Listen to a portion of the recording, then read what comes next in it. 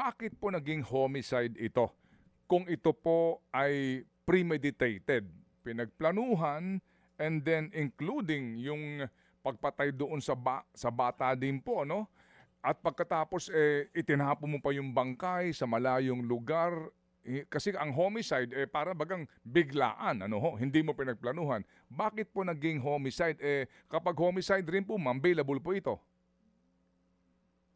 Actually po, hindi po talaga, yung pong naging robbery with homicide po itong ating ikinaso, 2 counts of robbery with homicide and theft po yung ikinaso natin.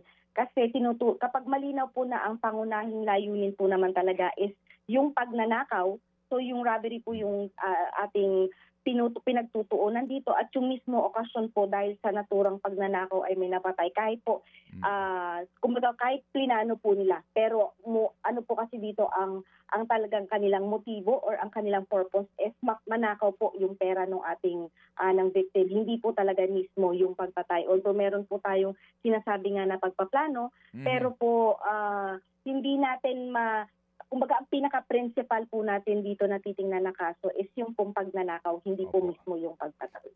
Mga kapatid, brothers and sisters, saan ka pa? Dito na tayo sa totoo. Dito na tayo sa True FM. Mga kapatid, mag-subscribe and follow po kayo sa social media accounts ng True Network PH. Yan po kami, hanapin nyo lang True Network PH, Facebook, Instagram, YouTube, TikTok, and podcast. Mapa Apple or Spotify man yan, mahahanap nyo kami. Lahat ng mga napapanood at napapakinggan nyo po sa programa, nasa social media accounts namin yan. So paano mga kapatid? See you sa social media!